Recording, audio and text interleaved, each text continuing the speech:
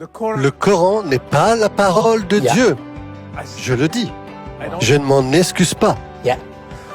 Mahomet n'est pas un prophète de Dieu. Jésus est le chemin vers Dieu. C'est à prendre ou à laisser. Mais je le dis avec amour. Amen. Je ne déteste pas les musulmans. No, never. Ils sont ma famille. Ce sont des gens autour de moi, je les aime. Mais voici le problème. Certaines personnes veulent simplement parler du Christ, mais ils ne veulent pas toucher aux autres religions.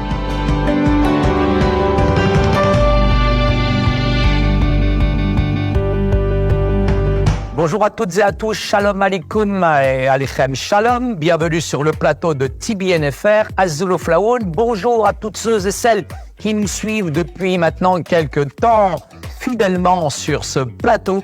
Et dans le cadre de cette émission, tout le monde doit le savoir. Et effectivement, tout le monde doit le savoir que nous sommes dans un temps formidable et que nous avons un Dieu qui est plein d'amour, qui est plein de tendresse.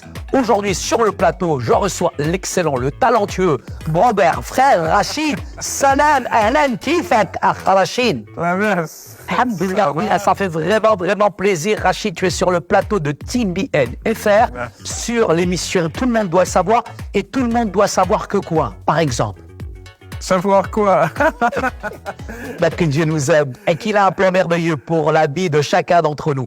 Rachid, dans cette première émission que j'ai faite avec toi, ça a été un moment plein d'émotions où tu nous as raconté ton cheminement spirituel, mais de manière très honnête, j'en suis sûr. Tu t'es converti pour une blonde aux yeux bleus. Tu t'es converti à Al-Kafir peut-être pour des papiers. J'en suis sûr que tu t'es converti pour de l'argent.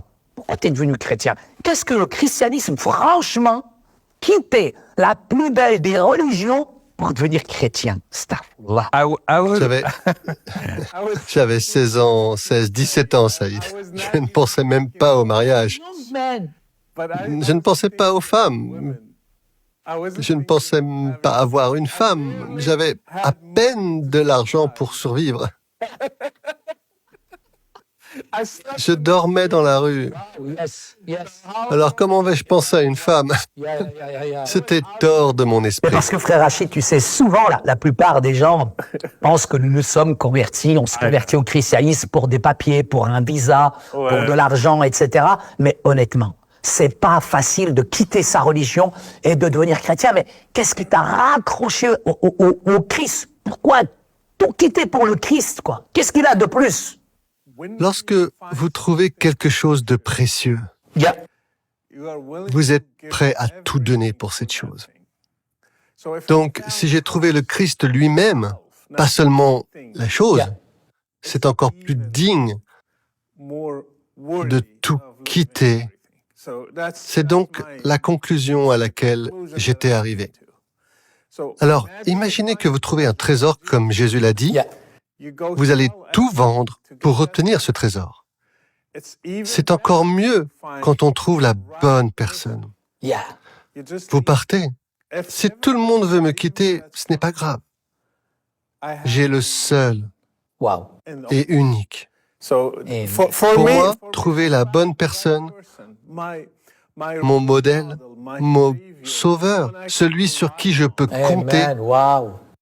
Donc pour moi, d'accord, je veux dire, s'il faut souffrir, qu'il en soit ainsi.